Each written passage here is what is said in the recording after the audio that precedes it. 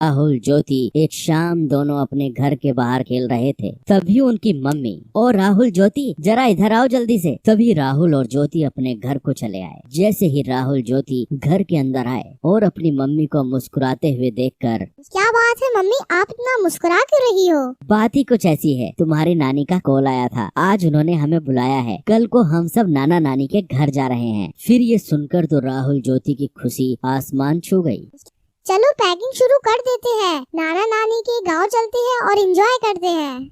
फिर क्या, दूसरे दिन सुबह सब लोग जल्दी नाना नानी के गांव के लिए निकल पड़े। राहुल ज्योति का नानी का घर काफी खूबसूरत और छोटा सा गांव था, जहां सब खेती बाड़ी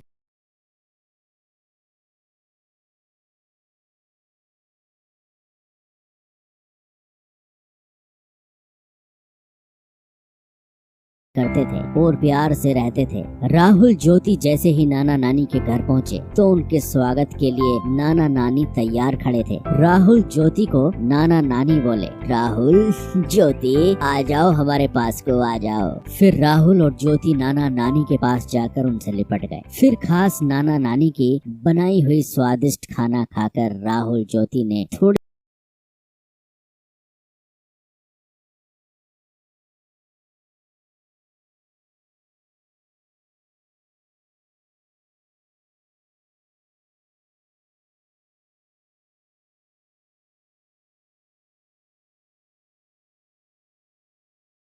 देर आराम किया और फिर दोनों अपने नाना नानी हाल का मजा लूटने के लिए तैयार हो गए। ये लो, तुम दोनों के लिए मैंने खास इमली का रस बनाया है, इसे जल्दी से पी लो, इसे गर्मी में पिया जाता है। नानी की बनाई हुई इमली का रस पीकर तो राहुल ज्योति एकदम तरोताजा हो गए। फिर नानी जी ने आम के पेड़ पर एक बड़ा सा झूला टांगा। राहुल ज्योति झूले पर बैठ गए और झूला झूलते झूलते हवा में बातें करने लग गए और फिर नाना जी के साथ घूमने चले गए। और फिर रात हो गई। फिर राहुल ज्योति नानी जी के साथ रात के खाने के लिए फिर घूमकर घर लौट आए। नानी जी, मैं आपके हाथों से खाऊंगा।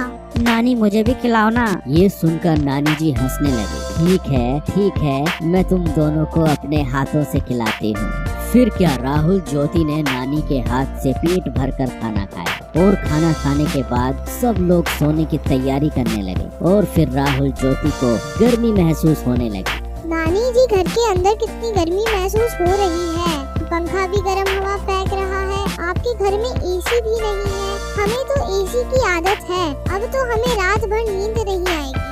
यह सुनकर नाना नानी के साथ सब लोग हंसने लगे। यह देखकर राहुल और ज्योति ज्यादा कंफ्यूज हो गए।